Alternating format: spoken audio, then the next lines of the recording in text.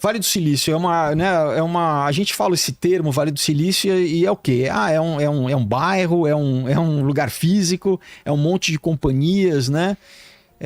Não, são várias empresas, né, lá na Califórnia, em Palo Alto, mas qual que é a origem? Por que É uma região. É uma região. E então, assim, eu peguei alguns links para, né, só para o pessoal, porque eu posso falar para você, assim, da minha cabeça, mas eu sempre gosto de linkando, né? Então, né, por exemplo, esse aí, a história do Vale do Silício, né, onde começou, você pode ir descendo, a gente chega lá mais para baixo, assim, pode descer, porque o importante é linkar com... Aí, ó, já volta aí. No entanto, a atmosfera bucólica do Vale da Serra Santa Clara não perdurou, que o magnata ferroviário Leland Stanford viveu lá e fundou a Universidade de Stanford em 1891. Então, assim, ele é o fundador, esse cara, esse magnata chamado Leland Stanford. Ele é um daqueles empreendedores do século XIX americanos que antecede, inclusive, os Rockefellers, né? Ah, é? Ele foi governador da Califórnia, foi senador da Califórnia. E o que aconteceu? Nessa época estava uma febre do começo do espiritismo, tanto nos Estados Unidos quanto na Europa. E ele perdeu um filho, o único filho dele, ele perdeu o menino de tifoide, febre tifoide. Caramba! E aí a mulher dele, chamada Jane, começou a frequentar um monte de reunião mediúnica. E numa dessas reuniões diz que... Então, a Universidade de Stanford é em homenagem ao filho morto, o Stanford Jr., tá? Aí a mulher do Stanford é essa questão do... Né, olha aí, da questão espiritualista. Ah, né? Sessões espíritas na mansão. Então, assim, na mansão de Stanford. É verdade, assombrada pela dor da perda do filho, Jane Stanford se interessou pelo espiritismo, uma moda que encantou milhões de americanos no século XIX. Desce mais um pouquinho agora. Quer ver? Aí já fala... Será que como a Universidade de Stanford, né, foi concebida durante uma sessão espírita? Nossa, cara, nunca então, então o que acontece? Além da mulher, ele tinha um irmão, o Leland Stanford, que era um Joseph tal, que o cara foi para a Austrália e empreendeu lá também. E o cara era um espiritualista também. Então tem um outro próximo... Acho que aí mesmo embaixo deve falar do irmão dele. Mas, enfim, pra gente achar vai ser... vai ser difícil. Depois enfim... E quando o cara foi morrer, ele doou a fortuna dele, o irmão do Leland Stanford, né? Ele doou a fortuna para que eles na universidade desenvolvessem um departamento de parapsicologia, de pesquisas psíquicas, tá? Isso ainda na virada do século XIX. E não é à toa que o Stanford teve... né, toda a parte disso, inclusive junto com a CIA, junto com a fundação com o patrocínio dos Rockefellers, fundaram um departamento lá que chama SRI, que é o Stanford Research Institute, que eu trouxe esse aqui, que não tem nem para vender o livro, enfim, só consegui uma cópia. Enfim, e eles faziam pesquisa já na Guerra Fria de, por exemplo, né, localização à distância, você vê a distância, a questão da pesquisa também do MK Ultra tá ligado com eles, telecinese, MK Ultra com uso de LSD, né? Depois tem outro que é o projeto Stargate também, que da onde vem aquele filme do homem que matava as cabras lá, né? Que era para criar um super soldado pro governo americano. Tudo isso é feito em Stanford, tá? E outra coisa, o Leland Stanford, ele era maçom também, tá? É muito interessante como, desde a fundação, né, você tinha esse elemento de nova era, tá? De pesquisas extrasensoriais, né? Inclusive, esse livro aqui, A Conspiração Aquariana, que é um livro que popularizou nos anos 80 toda a questão da nova era nos Estados Unidos, vem das pesquisas, né, do Instituto de Pesquisas lá de Stanford, tá? Quando já estava fundada Stanford, a sugestão deles criarem um instituto de pesquisa nasceu numa reunião do Bohemian Grove. E para quem conhece o Bohemian Grove, quem já ouviu falar do Bohemian Grove, é um lugar lá também na Califórnia, é tudo perto, é tudo ali perto de São Francisco, onde a elite política, intelectual, econômica se encontra para fazer rituais pagãos, né? Simular um sacrifício de criança, basicamente, para uma estátua de Moloque, né? Uma pedra, uma efígie de Moloque. Então, umas coisas que você fala assim, cara, isso existe, né? Então, presidentes americanos, né? Então, exatamente isso. É real? Isso é foto, é real, tá vendo? Alguém tirou escondido lá. Exato, não, o Alex Jones já foi escondido tentar filmar. E aí? E é isso, que os caras fazem ritual pagão. O Alex Jones foi lá? Foi. Escondido. Ele ficou famoso, na verdade, final dos anos 80 por causa disso. Porque ele foi o primeiro cara que conseguiu se infiltrar lá no Bohemian Grove era só boato e todo mundo desmentiu. Não, nunca foi boato, porque isso só que não é publicado, né? Tem algumas publicações, mas é secreto. Mas era assumido que existia? Não, o que existia, as pessoas sabiam. As pessoas não sabiam muito o que acontecia lá dentro. E aí ele mostrou como... E aí ele mostrou, entendeu? Ele mostrou essa cerimônia, né? Que eles chamam Cremation of Care, em inglês. É a cremação do cuidado, onde eles pegam... Dizem que é uma boneca, né? Mas literalmente é um bebê. De novo aquela imagem? Literalmente, né? Eles falam que é uma boneca, que não é uma criança viva. É um bebê reborn. Mas simula exatamente o que, quando você lê a Bíblia, né? Todos os sacrifícios que eram feitos, né? Lá dos cananitas, os fenícios, né? Para Moloque e tal. Inclusive os israelitas chegaram a fazer, né? Quando eles se desviavam lá. Mas enfim, então você fala, pô... que no século XX, e até hoje existe, todo ano eles se encontram, né? Você fala, tem gente simulando rituais pagãos, assim, e lá vai assim, Ronald Reagan, assim, todos os presidentes sempre vão, senadores, entendeu? O Elon Musk já foi, os líderes de todas as áreas da sociedade vão, né, no banqueiros, enfim. Então vamos voltar lá. Então, assim, a ideia de criar, né, esse Instituto de Pesquisa do Stanford, paralelo à Universidade de Stanford, começou no Bohemian Grove, tá? Então aí fala a sigla é SRI, né? Stanford Research Institute, Instituto de Pesquisa de Stanford, né? O Leland Stanford era o patrono, né? O cara que tinha o dinheiro, que investiu. Então esse foi o primeiro presidente, e o cara era um eugenista declarado, né? O David Starr Jordan, pode descer um pouco, é só para mostrar para vocês como tá ligado com a questão do pensamento da eugenia, né? Para quem não sabe, a eugenia é nessa ciência de limpeza étnica, limpeza racial, né? Tentar criar uma raça superior. Exato, né? Então, olha aí, desde a sua fundação, Stanford tem sido lar de muitos pesquisadores eugenistas importantes, né? Inclusive os pais do Vale do Silício, do dito Vale do Silício, que a gente vai chegar lá, tá? Pode passar para o próximo. Olha aí, o Fred Terman, que era filho do Lewis Terman, que é o cara que criou o teste do QI. O teste de inteligência do QI foi criado por esse cara que era o primeiro diretor da cadeira de psicologia de Stanford e era um eugenista, tá? E o Fred, o filho dele, já aí mais pra frente, nos anos 50, ele é o dito pai do Vale do Silício. Por que eu acho que é importante a gente conhecer a biografia das pessoas? Porque muitas vezes você não sabe o que a pessoa pensa, né? O que ela acredita. Você vê o resultado da pesquisa, você vê, né? Você fala, universidade, Vale do Silício e tal, mas o que os caras acreditam, né? Sabe, qual que é a história desses caras? Por isso que eu acho importante a gente conhecer. Já dá pra ir pra próxima? Então, olha só, né? Aí fala, né, fala sobre a história da eugenia, né? Nesse site lá na Universidade de Stanford. Então, esse é o Lewis Stanford que eu falei, o pai do Fred, que é o primeiro, né? Vamos dizer, chefe da cadeira de psicologia, e o cara era eugenista, tá? Abertamente. E ele é o criador do teste de QI, tá? Ele que criou o teste de QI. Então, qualquer pessoa que faz um teste de QI na escola, na faculdade, num emprego, o cara é o criador, esse. Mas qual que era o objetivo? O objetivo dele era eugenista. Ah, é? Era pra separar quem é da raça superior e quem não é, entendeu? Né? Pode passar para o próximo link. Esse cara, o William Shockley, aí já é um aluno do Fred Terman, que é o filho do Lewis, que a gente mostrou agora. Ele é o cara que criou o transistor, é o criador do transistor, tá? E ele é um dos criadores do Vale do Silício, né? Então, tá vendo? Eu acho que vai falar um pouco, pode baixar um pouquinho. Bom, mas... ele ganhou ganhador de prêmio Nobel e tal, e ele é um dos pais do Vale do Silício junto com o Fred. Então, assim, só pra falar que... E ele lá nos Estados Unidos, o cara é odiado, porque, né, Se você conseguir voltar no Wikipedia do Stanford, tem a foto dele e fala da questão dele ser um eugenista conhecido, né? Enfim, então agora vou começar a entrar nos livros aqui, né? Então, o primeiro desse livro aqui, A Exteriorização da Hierarquia, da Alice Bale. Fala sobre o quê?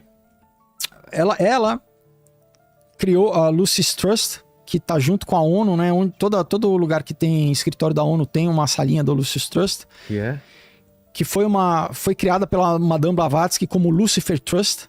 Tá? A Madame Blavatsky, Lucifer Trust era uma editora chamada Lucifer, só que, né, mudou o nome para Lucifer porque ficou muito óbvio. Né? E é basicamente o pensamento da ONU, né? Então, só para ver um link, né? Só para vocês pegarem aqui, só para você ver, né? Lá no site do Lucis Trust. Então, olha as reuniões que eles participam, tá? 2025, Fórum Econômico Mundial, né? 2024, a COP29, tá? Nações Unidas, Fórum Econômico Mundial, tá vendo? Sim. Então, a influência que essa galera tem, né, nessas reuniões, né, globalistas, vamos dizer assim, né? E nesse livro aqui, ela fala, primeiro que em 2025 seria o ano onde a hierarquia espiritual ia se manifestar publicamente, né? A ciência irá produzir um mundo onde o trabalho, como nós conhecemos, será abolido e cada fase da vida do homem será implementada pela ciência, não para torná-lo mais confortável ou mais egoísta, mas um aspecto da verdadeira liberdade. Importante falar que esse livro também é psicografado, tá? Ela escreveu de um mestre ascensionado. Ah, é? Como tá ligado os pontos lá do desenvolvimento sustentável da ONU de 2030 com isso aqui que foi escrito, foram várias revelações, né? Mas ao longo de, por exemplo, anos 40, anos 30. Então ele fala assim, o principal meio de troca e de finanças será controlado. Iniciativa privada continuará a existir, mas será regulada por grandes órgãos públicos. E a maioria dos recursos materiais e dos recursos de riqueza planetária, como ferro, aço, petróleo, trigo, por exemplo, pertencerão em primeiro lugar ao governo, controlado por um grupo internacional, e eles irão preparar, né, o consumo internacional por grupos escolhidos. Então tá falando assim, peraí, o mestre ascensionado tá ditando para ela como que as commodities do mundo vão ser controladas assim? Não é estranho? Fala assim, eu peço a sua atenção ao fato do conceito geral do Salvador do mundo, que ele fala aqui, muitas vezes ligado ao ofício do Cristo, não chama de Jesus Cristo, é o Cristo, proximamente relacionado com uma importante função de mestre mundial. As pessoas amam ser salvas, por mais que ignorem a sua imediata responsabilidade, que o ensinamento do Cristo de salvar a humanidade não é uma morte simbólica sobre a cruz. O homem deve salvar a si mesmo pela sua reação e a sua resposta ao ensinamento da pureza do Cristo. E esse é o ponto que deve ser forçosamente instituído em todos vocês. Então, ele está falando que não é a salvação de Jesus na cruz, mas é que o homem deve se salvar através dos ensinamentos desse o Cristo, né? Sim. E olha só, ela fala que a cada século, começando em 1425, você tem essa reunião, né, dos mestres ascensionados promovendo a agenda dos próximos 100 anos, né? E esse ano, 2025, por isso que ela fala que é o ano que as hierarquias, as entidades irão se manifestar publicamente, né? E esse encontro da invocação, tá aí o World Invocation, aí é o, tá vendo? 11 de junho de 2025, né? A invocação mundial que eles organizam pro o Cristo deles, né? É interessante que esse ano O ataque, o início lá da guerra de Israel com o Irã aconteceu dia 12 de junho. Né? Durante 12 a 15 de junho você teve o 20º, né, o encontro lá do Bilderberg desse ano, na mesma data. Né? Você teve o próximo, o encontro do G7, dia 15, e o encontro da OTAN, dia 24 de junho. Tudo depois do dia 11 de junho da grande invocação. Né? A tecnologia e a força crística. Tá vendo? Isso é o site da Lucis Trust. Então... Caramba, Lucis. Segundo eles, né? Você vê, eu tô pegando pro papel da questão da tecnologia, né? Deles falando como a tecnologia que vai implementar, né, a questão da força crística, que eles não chamam de Jesus Cristo, né? É o Cristo e tal. Para transformação da sociedade, papapá. Da Vanity Fair. Cristianismo era basicamente ilegal, né, no Vale do Silício, e agora está se tornando a nova religião. Só que não é o verdadeiro cristianismo. É um falso cristianismo, né? Como o Peter Thiel se diz cristão, né? Primeiro, ele é gay e ele é seguidor de uma doutrina chamada o iluminismo negro, tá? Do Nick Land, que é isso. É um cara que começou a desenvolver isso na universidade e fazia rituais de bruxaria, rituais de invocação de demônio dentro da universidade. Caramba. E o Peter Thiel, né, ele...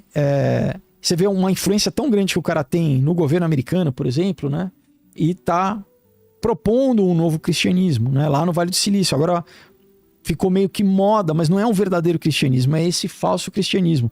E não foi o Elon Musk que estamos criando um novo Deus? Que Sim, falou disso lá pro centro de dados dele lá em Memphis, na cidade de Memphis, né? Tem uma relação com o Egito, né? Memphis do Egito. Essa aí fala assim, né? Essa matéria, será que a tecnologia seria uma forma de oração, né? Nossa. Então, todo esse surgimento de uma nova religião baseada na tecnologia. Né? Pode passar para o próximo. Olha lá. Que tipo de magia é essa, né? Então, eu falando assim, por que muitas vezes muitas vezes a computação, né, é geralmente comparado com mágica, tá? Tô só trazendo essa intersecção entre a tecnologia e o mundo espiritual, assim, né? Tecnologia avançada não pode ser diferente. Não dá pra era o que o Arthur C. Clarke falava, né? Alta tecnologia. O Charles Babbage foi o pai considerado o pai da computação, o cara que criou o primeiro, vamos dizer, computador, um protótipo do computador, né? E aí, né, ele fala que ele, na sua adolescência, ele tentou invocar o demônio, né? Aí você vê essas intersecções, você fala, cara, o pai da computação, né? O cara, ele é conhecido por ter tentado invocar o demônio, né? Pode ir para a próxima que a gente tinha visto lá, esse aí. Você tem esse documento, né? O computador é a encarnação de Ahriman. Ahriman, na religião do zoroastrismo, né? Que é a religião persa lá, ele é basicamente o demônio, né? Então, você tem um cara chamado Rudolf Steiner, que era discípulo da Madame Blavatsky, que ele se separou e ele criou a antroposofia, né? Que tem a escola Waldorf e tudo isso. Então, uma das linhas de pensamento dele é que a tecnologia toda era a manifestação desse princípio arimânico, né? Do princípio satânico de escravizar o ser humano, né? Então, tem esse livro aí que fala sobre exatamente o computador sendo a manifestação física de um princípio arimânico. Aí você fala, pô, mas é uma coisa que a gente usa e que traz coisas boas, né? Como que isso pode ser negativo de alguma forma, né? Então, assim, por exemplo, a internet é tão boa, a gente está usando a internet, a gente está se comunicando, mas o negócio é que para eles, isso é um efeito colateral necessário durante um tempo. Fala assim, a gente tem que trazer isso à existência, essa infraestrutura, independente se durante um tempo as pessoas vão poder usar e vão poder se beneficiar, porque vai chegar um momento aonde, quando a infraestrutura estiver toda posicionada, a gente vai cancelar tudo isso, a gente vai restringir tudo isso, e todo o benefício que as pessoas utilizavam vai deixar de existir, e a gente vai ter a infraestrutura materializada aqui para utilizar conforme a gente quer. Tem esse livro aqui, chamada Mídia Assombrada, né? Que rastreia basicamente a história das revoluções tecnológicas, primeiro do telégrafo, depois do telégrafo, rádio, televisão, né? Internet. E é muito interessante que, por exemplo, desde o telégrafo, né, do Samuel Morse, o Samuel Morse era maçom, e o telégrafo era usado em... Lembra que eu falei nessa febre espírita que estava acontecendo no final do século XIX? Sim. Eles usavam o telégrafo em sessões mediúnicas também para tentar captar mensagens através do telégrafo. Ele revelou em 1920, eu estou construindo um aparato para ver se é possível comunicar com personalidades que deixaram a Terra e não estão mais conosco. Então a ideia deles é que uns chamam de éter, outros chamam de os documentos akáshicos, tá? Que essa ideia de que você tem na atmosfera um campo de informação, que tudo que foi produzido ao longo da história está registrado nesse éter, né? Então, que eles tentavam acessar isso. O mundo das ideias do Platão? Tem uma correlação com isso, tem uma correlação com o livro da vida da Bíblia, né? Que tudo, na verdade, está registrado. Tá escrito lá. E o Thomas Edison estava tentando criar uma tecnologia para acessar essa informação. E não só ele, o Marconi, que é o pai do rádio, né? Diz assim que... com a chegada do surpreendente sistema, né, de comunicação sem fio do Marconi, um novo século prometia destravar enigmas místicos do éter, dessa misteriosa substância que era acreditada como um meio invisível através do qual a luz, a eletricidade e o magnetismo se movia. Apropriadamente, o Marconi originalmente se inspirou, né, inspirou a sua pesquisa nos comentários do Heinrich Hertz, né, de onde vem o Hertz, sobre a presença das vibrações etéreas na atmosfera. E no final da sua vida, ele também buscou a possibilidade de um contato eletrônico com os mortos. Tá? Então é muito interessante você ver essas figuras, como você ouve falar do Thomas Edison, você ouve falar do Marconi, mas o que os caras acreditavam, além do... Né, qual que era... Por que eles faziam né, os aparelhos, as pesquisas científicas? Então, sempre tinha um elemento oculto, um elemento sobrenatural, né? Envolvido, né? E aí a gente entra aqui, ó, livro de Enoque, né? Tá? É um livro apócrifo, mas que fala que, né, você teve, além da rebelião de Lúcifer, você teve uma rebelião de 200 anjos, né, que eram anjos e que junto com Lúcifer se rebelaram e desceram no Monte Horebe, mas que deram tecnologia para o homem, tá? Os Nefilins, os Watchers, né? Watchers, como eles? Nefilins, Vigilo. Não, mas Nefilins seriam os filhos desses seres com os humanos. Não, são os gigantes. Os filhos desses seres são os gigantes, né? Não, eu sei, mas esse número de anjos tem um nome. Que Nefol quer dizer que cair, né? Não, esses que passaram a tecnologia... Então... Eles não tem um nome em português? Então aqui, ó, Azazel ensinou aos homens a fazerem espadas e facas e escudos e armaduras, e ensinou eles sobre metais na terra e sobre a arte de trabalhar os metais, metalurgia, basicamente braceletes, ornamentos, o uso de cosmético, né? E de pedras preciosas. Semiasa, outro anjo, ensinou a arte dos encantamentos e das raízes, basicamente medicina, né? Armarosa ensinou contra, vamos dizer, feitiços, né? Como se defender. O Baraquial ensinou astrologia, Cobabel ensinou constelações e as suas portentades das constelações. Ezequiel ensinou o conhecimento das nuvens, Araquiel o sinal da terra, que é geomancia, né? Samziel os sinais do sol, e Sariel o curso da lua. Então muito da questão, né? Por isso que você entende também, né? Por que vigilantes aqui. Por que Deuteronômio, Deus proíbe todas essas artes divinatórias, assim, né? Que foram ensinadas pelos anjos caídos, assim, porque a gente tem que viver por fé e confiar em Deus e não tentar ficar manipulando o nosso futuro e a própria realidade, a própria vida, né? Então, aqui ela está falando sobre o von Neumann, né?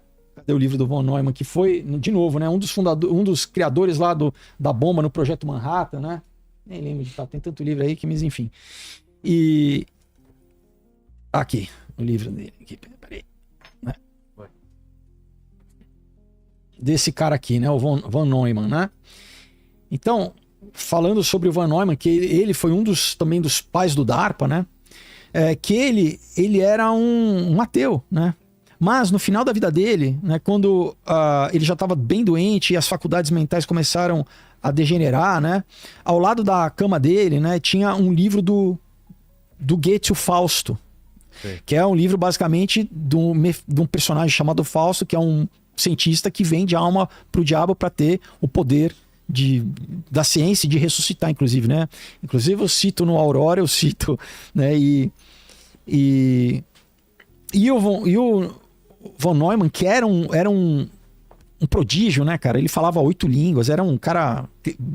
Olha aqui, ele é ateísta durante toda a sua vida. O von Neumann costumava brincar a respeito das pessoas que acreditavam em Deus. Ele tinha uma rima que ele falava para sua mulher, assim, falava assim... tem um jovem que discorra, né? O mundo está chegando ao fim. Ele fala, o único que eu temo é ele fala um palavrão, o Espírito Santo, porque eu consigo lidar com o pai e com o filho. Tipo assim, eu me viro com o pai e com o filho. O meu único medo é o Espírito Santo. E no final da vida dele, ele acabou pedindo uma extrema-unção. Foi ateísta durante toda a vida.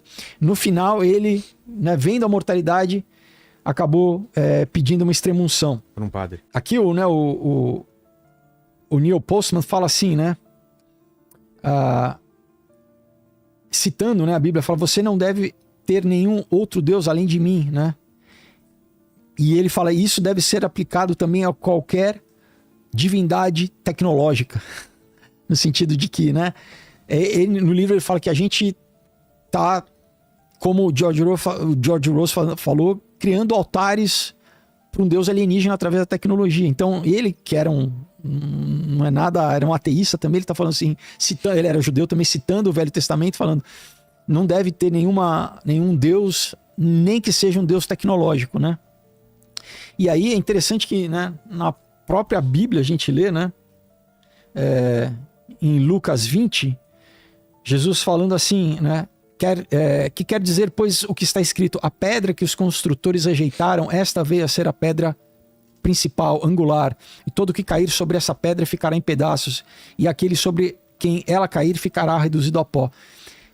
Jesus está fazendo uma citação aqui a esses construtores dessa tecnologia que remonta ali à Torre de Babel, que é onde a maçonaria fala que é o patrono, Nimrod é o patrono. Então, essa questão dos construtores, né, que usam a tecnologia para construir uma realidade, e Jesus está falando assim, olha, a pedra que sou eu, Jesus é a pedra, ele é a rocha, né?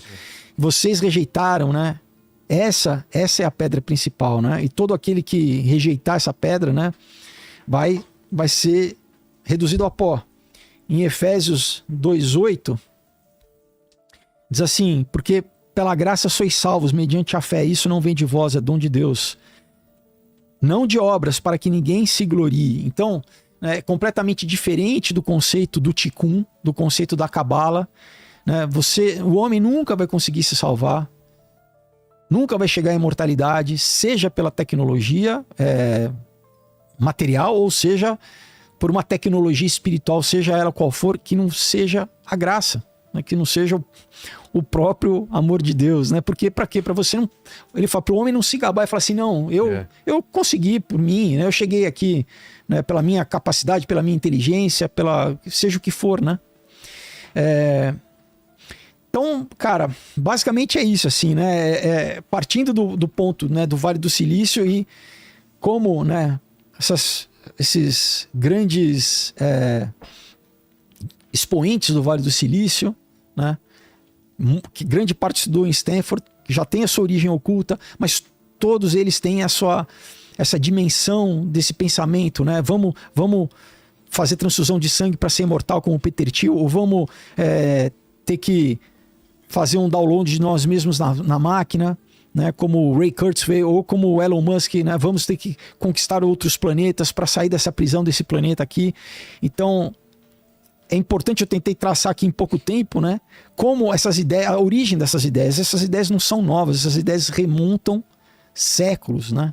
E no fundo o fundo é esse, é o mesmo, né? É o homem querer ser eterno, querer ser imortal, através do processo errado, né?